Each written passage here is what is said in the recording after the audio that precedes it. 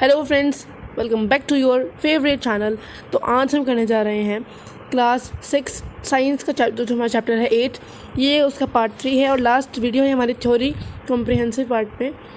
सो हमारा लास्ट का टॉपिक है इस चैप्टर का गेट ऑफ एनिमल्स। ठीक है, तो बेसिकली हम जानते हैं कि गेट्स ऑफ एनिमल का क्या मतलब है।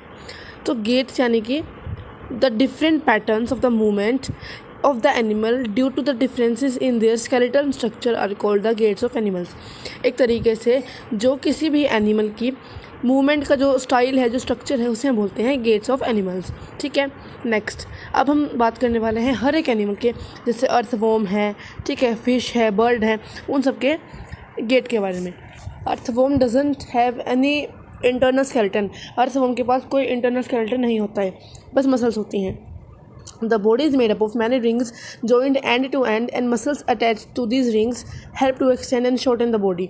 जो आपने देखा होगा कभी भी अर्थवॉर्म को, तो बहुत सारी रिंग्स होती हैं उसकी बॉडी में, वही जो उसके मसल्स हैं वो उसको स्ट्रेच करने में यानी कि फैलाने में और कॉन्ट्रैक्ट यानी कि सिकुड़ने में मदद करती है। ठीक है, नेक्स्ट हमारा point, the skin of the earthworm also has a large number of tiny bristles. Tiny यानी कि छोटे छोटे से ब्रिसल्स होते हैं उसमें, that help them to get a good grip on the ground.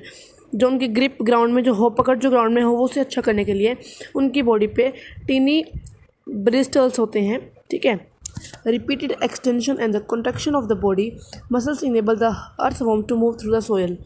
जो एक्सटेंशन होती है उसकी बॉडी की और जो कॉन्ट्रैक्शन होती है, जो सिकुड़ना होता है, जो खिंचाव होता है, उसकी कंटिन्यू प्रैक्टिस से अर्थवॉर्म सोइल पे इजीली मूव कर पाता है। ठीक है, नेक्स्ट हम पढ़ेंगे बर्ड के बारे में।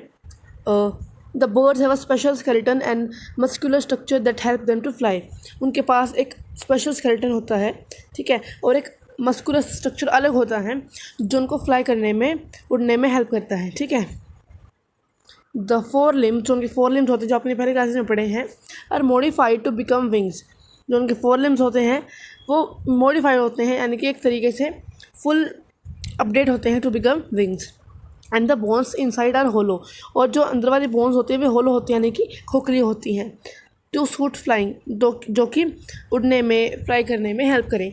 The bones of the hind limbs are use for perching and walking.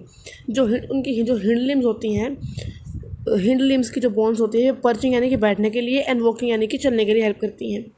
The shoulder bones and the breast bones, जो शोल्डर बोन्स और जो उसकी ब्रीस्ट बोन्स होती हैं are strong and support muscles to of flight which move the wings up and down. जो उसके shoulder और जो ब्रीस्ट बोन्स होती हैं वे स्ट्रॉन्ग होती हैं और वही उनको फ्लाइट लेने में, उड़ने में हेल्प करती हैं। नेक्स्ट है हमारा दो एनिमल्स का, फ़िश का और स्नेक्स का। ठीक है, तो fish have a streamline body.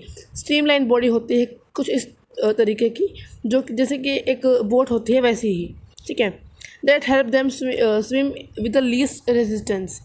जो उनको लीस्ट रेजिस्टेंस यानी कि एक तरीके से आप समझ सकते हैं, जो उनको हेल्प करती है सुटेबली स्विम करने के लिए। They use their tail fin for small jerk through the water and other fin assist swimming. जो उनकी टेल फिन होती है यानी कि जो उनकी पूंछ वाला जो हिस्सा होता है वो उनको हेल्प करता है for jerks through the water. अब जर्क्स का मतलब समझते हैं हम, जर्क्स होता है एक तरीके से आप समझ सकते हैं हम जर्क्स, झटके देना ताकि कि वे आगे बढ़ पाएँ। ठीक है, and the other fin assist swimming, और जब वो जैसे कि झटका दे दिया आगे बढ़ गया तो बाकी के जो दो फिन्स हैं वो उसको आगे और स्विम करने में मदद करती हैं। The tail is also use for the changing directions. अब जैसे कि बोट्स में जो ये होते हैं फ्लैग्स वगैरह और थोड़े से जो और एक्सेसरीज होती है बोट्स की, तो वो डायरेक्शन चेंज करने में मदद करती है, और इनकी जो टेल फिन होता है वो इनकी डायरेक्शन चेंज करने में मदद करता है। ठीक है, अब आगे हम स्नेक्स पे। Snakes do not have legs. Snakes के लेग नहीं होते, इनको पता है, for the movement, but they are long back bone. जो उनकी बैक बोन होती है ना, रीढ़ की हड्डी, वो हेल्प करती है along with the muscles for the movement.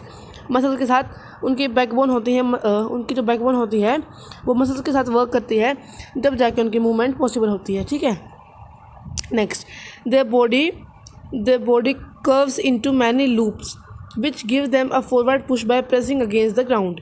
तो जो उनकी बॉडी जो कर्व्स लेती है यानी कि जो घुमाव वगैरह लेती है वो उनको आगे फॉरवर्ड करते हैं ताकि वे ग्राउंड पे अच्छे से मूव कर सकें। तो फ्रेंड्स आज के लिए इतना ही। चैप्टर कंप्लीट हो गया है। नेक्स्ट वीडियोज़ में इस चैप्टर के NCERT सोल्यूशन देखेंगे। Till then take care, bye bye.